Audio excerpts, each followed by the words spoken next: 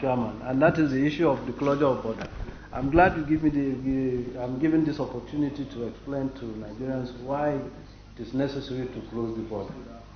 It became necessary, Mr. Chairman and distinguished members, honorable members, that we have, in the course of my leadership in the customs, I've gone to Benin and our neighbors a couple of times, many times, trying to see if we can agree. There's an established protocol of transit of goods, which is an ETLS, it's not our creation, it's an ECOWAS creation, which says all goods, first and foremost, you cannot transit goods from another country through another country to your own country. So I'll give an example.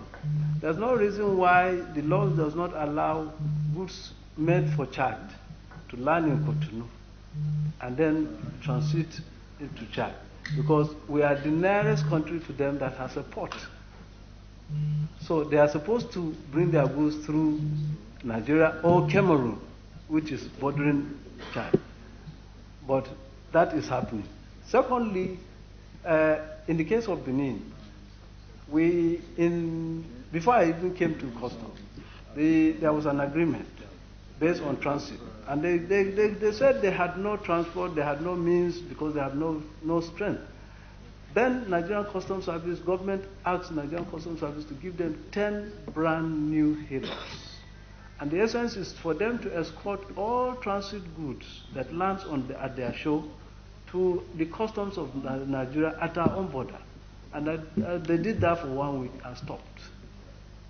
And since then, right now that I'm talking, there are over 10 to 20 million tons of rice in Benin Republic, pavo rice. They don't eat pavo rice, they don't consume pavo rice. There are 12 million people. Even if they do, that is just too much for them. That rice is destined to come to Nigeria. We have banned the importation of rice through our borders. As a matter of fact, we have literally banned the importation of rice to Nigeria, because for the past 3 years, no Form M has been given for importation of rice. And that Form M is the license, is the only credible document for formal importation of rice. So which means we have not imported rice, and we are not importing rice. And the idea is to enhance our own food security, to build our own food security, encourage our farmers so that they can grow and sell. And they have been doing that. But certainly this has become a problem. The drugs that are coming into Nigeria today, 95% of it come through our borders. Porous borders, these guys can take it through any route. Weapons.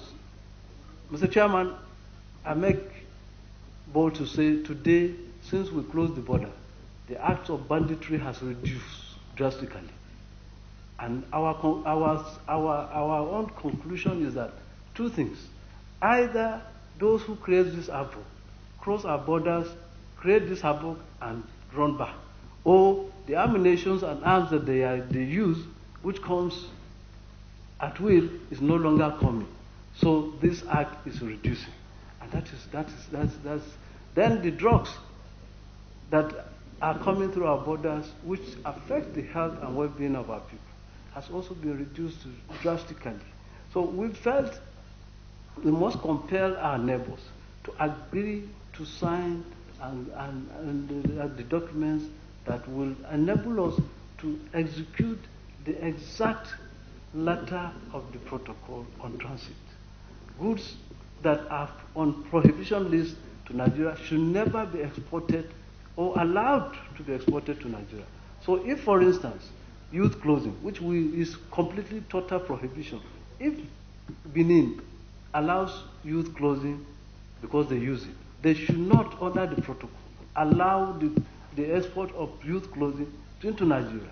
Likewise, the vegetable oil, because we're trying to grow our own list, they should not allow the use or the exportation of the vegetable oil, or even poultry product. The poultry product, let Nigerians know, the same chemical that is used to embalm dead bodies is the same chemical that is injected into those chickens and turkeys to preserve it for our consumption. So this is how bad it is. The rice that we eat, 95% of it is expired. It's expired rice. Those that goes to buy it are Indians and Lebanese, and they come and rebag these things and send it to us. If you want to test this, cook the two rice, our own Abakaliki rice, and cook the foreign rice. Cover it for 48 hours, tight, and open the two. After 48 hours, you will hear the smell that will come from the foreign rice. It's terrible. It's terrible. That means it's chemicalized and the chemicals have expired, and therefore it becomes poison. So this is what we are trying to protect Nigerians from. And we have to do it. Our job is not only collecting revenue, it's security and the well-being of Nigerians. And therefore closing the border has become necessary so that we can get our neighbors to come to a table so that we can sit down and agree on imposing the protocol agreed by ECOWAS.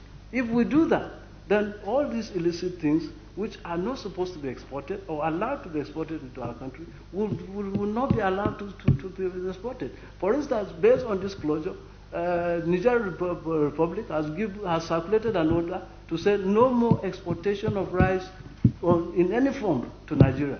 These are the types of things that we are looking forward to. And unless we get to that, these borders will continue to remain closed. Thank you. The issue of our fuel that we